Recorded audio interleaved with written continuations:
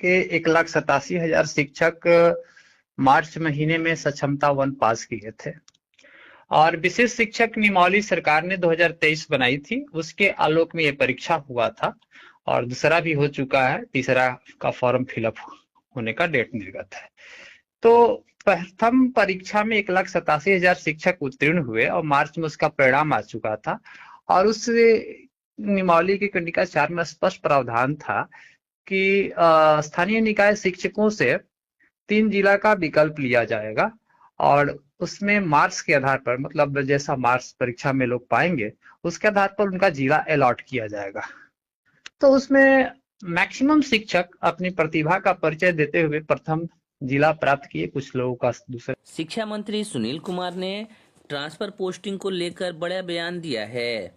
उन्होंने कहा कि सक्षमता परीक्षा जब खत्म हो जाएगी उसके बाद शिक्षा विभाग ट्रांसफर पोस्टिंग को लेकर नोटिफिकेशन जारी करेगा। बता दें कि शिक्षा विभाग के द्वारा 1 से 15 दिसंबर तक ट्रांसफर पोस्टिंग के लिए आवेदन लिया जा रहा है, जिसको लेकर शिक्षा मंत्री ने कहा कि ये आवेदन उनसे लिया जा रहा है कि जो शिक्षक कैंसर, किडनी, लीवर, हृदय रोग से ग्रसित हैं या फिर दिव्यांग हो या फिर ऐसे शिक्षक जिनको कोई व्यक्तिगत परेशानी है या फिर पति पत्नी दोनों सरकारी सेवा में हैं और दोनों अलग अलग जगह पर पोस्टेड हैं, उन्हीं शिक्षकों से आवेदन लिया जा रहा है।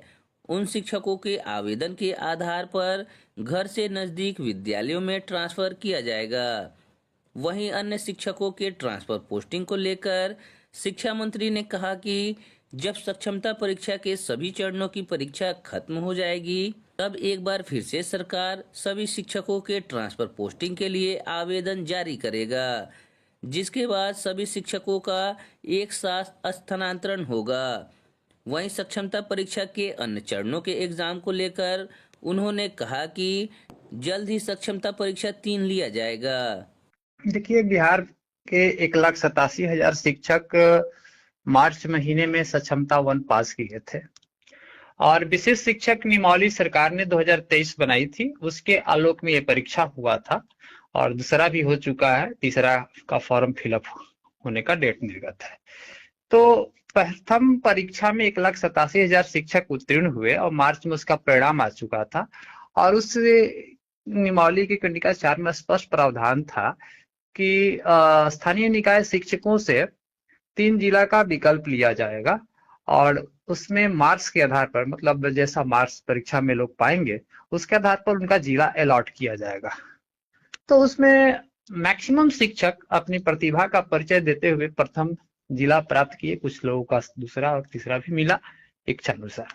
तो उस वक्त से यानी मार्च महीने से ये शिक्षक जो है अपने जिले में, जो दूर दराज पदस्थापित शिक्षक हैं, बिहार में बहुत सारे ऐसे शिक्षक हैं, लाखों की संख्या है जो काफी दूर दराज पदस्थापित है, वैसे शिक्षक को अपने गृह जिला जाने का एक बेहतर अवसर यहाँ दिख रहा था और तब से वे लोग इंतजार में बैठे हुए थे।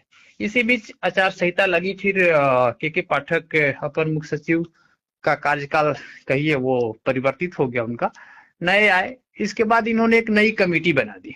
कमेटी बनाई तो उसमें सक्षमता के लिए ऑलरेडी जो विशेष शिक्षक नियमावली में ही पदस्थापन का सारा प्रावधान था, इसमें इन्होंने बिहार लोक सेवा आयोग से चयनित शिक्षकों के स्थानांतरण की बात करने लगी और उसके स्थानांतरण के साथ मेरा पदस्थापन जो है वो भूल गए। तो हमें पदस्थापन चाहिए और वहां स्थानांतरण की बात हो रही थी। बाद में उस पर अनुमंडल की बाध्यता लगाया गया कि 10-10 अनुमंडल लिया जाएगा। काफी वो विवादास्पद नीति थी, समाप्त भी हो गई है। काफी हो हंगामा हुआ, उसको वापस लेना पड़ा। और इसके बाद से माननीय मुख्यमंत्री जी अभी 20 नवंबर को सभी शिक्षकों का औपबंधित नियुक्ति पत्र निर्गत किया जा रहा था 1,87,000 का। उसमें उन्होंने अनाउंसमेंट किया पटना में अधिवेशन भवन में 20 नवंबर को कि जो जहां है स्थानीय निकाय के जो शिक्षक हैं उसी विद्यालय में 1,87,000 को हम राज्यकर्मी का। वो गुड न्यूज उनके लिए बेहतर था जो स्थानीय स्तर पर बहाल शिक्षक थे। लेकिन यहाँ एक ध्यान देने वाली बात है कि 2012 की जो नियमावली आई थी जिसके तहत टेट वाले जो शिक्षक थे, है ना, टेट परीक्षा पास करके पहली बार 2012 की नियमावली के तहत 2013-14 में इनकी बहाली हुई थी। तो इसमें टेट शिक्षक बड़े संख्या पर दूसरे दूसरे जिलों में जाकर के पदस्थापित हुए थे। उसके पहले जो 3, 5, 8 में जो बहाली हुई थी 10 तक, वो बहाली स्थानीय स्तर पर ज्यादा शिक्षक जो है बहाल हुए थे ग्राम पंचायत वगैरह में मुखिया जी के माध्यम से। लेकिन जो 10 में जो बहाली हुई है, 12 की निमौली के तहत जो शिक्षक आए, फिर दूर दराज लोग चले गए थे। ऐसे शिक्षकों की संख्या बहुत बड़ी है और वे लोग 10-10 बरस 12 साल से दूसरे जिलों में जॉब कर रहे हैं, +2 से लेकर के नीचे तक में। ऐसे शिक्षकों को ये विशिष्ट शिक्षक नियमावली से एक बहुत आशा और उम्मीद की किरण जगी कि हम लोग भी अब अपने गृह जिला में चले जाएंगे। अब यहाँ पर जब ये अनाउंसमेंट जो ही हुआ कि सभी लोग अपने विद्यालय में ही राजकर्मी का दर्जा इनको प्रदान किया जाएगा, तो शिक्षक जो विशिष्ट शिक्षक नियमावली में अपना जिला प्राप्त किए हैं, जो दूसरे जिले में पदस्थापित हैं, इन शिक्षकों को उस नियमावली के आलोक में अपना गृह जिला भेजा जाए। मैं कोई नया मांग नहीं कर रहा हूं, उनकी नियमावली जो कह रही है, नियमावली में ही लिखा हुआ है कि जिन्होंने अपना जिला प्राप्त किया है, ठीक है, उसको अपने जिला जाने दिया जाए। जो अपने गृह जिला में है उनके लिए वेलकम है, लेकिन जो दूसरे जिले के हैं उनको ये परेशानी हो रही है। तो हमने ये याचिका जो दायर किया है वैसे शिक्षकों के लिए किया है जो दूसरे जिले में काम कर रहे हैं और परीक्षा के माध्यम से अपना गृह जिला उन्होंने प्राप्त कर लिया है। उन शिक्षकों को अपने गृह जिला भेजने के लिए हमने ये याचिका दायर किया है और उस याचिका में हमने ये भी मांग किया है, क्योंकि सरकार जानबूझ करके, हमारा परीक्षा परिणाम मार्च में ही निर्गत हो चुका था और जानबूझ करके नई नीति ला करके हमें विलंब किया, अभी तक से राजकर्मी नहीं प्रदान किया है। इसलिए परीक्षा परिणाम के तिथि से हमें राज्यकर्मी का दर्जा दिया जाए और हमें जो जिला प्राप्त है उस जिला में हमें पदस्थापित किया जाए। और यहाँ एक देखिए सबसे बड़ा प्रॉब्लम ये भी है कि जो 20 तारीख को अपॉइंटमेंट लेटर हम लोग को दिया गया है, तो मान लीजिए कोई सुपौल में काम कर रहा है ना, और उसको पटना जिला प्राप्त हुआ है, तो पटना जिला शिक्षा पदाधिकारी का हस्ताक्षर से उसको पटना अपॉइंटमेंट लेटर है, अपॉइंटमेंट लेटर पटना का, काम कर रहा है वो व्यक्ति सुपौल में, ये कहीं से तर्कसंगत बात नहीं है। तो उस व्यक्ति को पटना में पदस्थापित होना चाहिए ना, ये चीज होना चाहिए। इसी को हम यहाँ पे किए हैं कि जिनको जो जिला मिल चुका है, जिस जिला का उनको अपॉइंटमेंट लेटर आप दे रहे हैं, उस जिला में उस शिक्षक को पदस्थापित कर दीजिए और वहां उनको भी राज्यकर्मी दे दीजिए ताकि वे लोग भी अपने घर में सेवा कर सके। हमारी 2 ही अभी प्रमुख मांग है कि परीक्षा में जिनको जो जिला प्राप्त है उस जिला में उनको पदस्थापित किया जाए। और सरकार चूंकि इन शिक्षकों को राज्यकर्मी बनाने में काफी विलंब की है, इसलिए परीक्षा परिणाम यानी मार्च माह से इन्हें राज्यकर्मी का दर्जा दिया जाए। हमारी यही 2 प्रमुख मांग है। आमंत्रित हो रहा है 1 तारीख से अभ्यावेदन आमंत्रित किया जा रहा है, ठीक है, यह अभ्यावेदन है। और हम लोग दूसरी चीज, इस अभ्यावेदन में विचार होता है ना, कि दिया जा सकता है, नहीं गारंटी नहीं है आपकी कि आपको मिल ही जाएगा। हम तो सरकार, देखिए हम लोग कोई सरकार के दुश्मन नहीं, हम लोग तो सरकार के समर्थन करते हैं, हम लोग सिर्फ नीतियों की बात कर रहे हैं, हम सरकार से कोई हमारी लड़ाई थोड़ी ना है, हम सिर्फ अपने अधिकार की बात करते हैं और नीतिगत बात। ये भी नहीं कि हम कोई गलत चीज नहीं कर सकते हैं, जो संविधान में उन्होंने ही बनाया है नियम, हम नहीं बनाए हैं, नियमावली सरकार ने बनाई थी, नियमावली में इस तरह का प्रावधान उन्होंने ही लिखा था। और आप सोच लीजिए अभी ये आवेदन क्यों नहीं, अभ्यावेदन क्यों?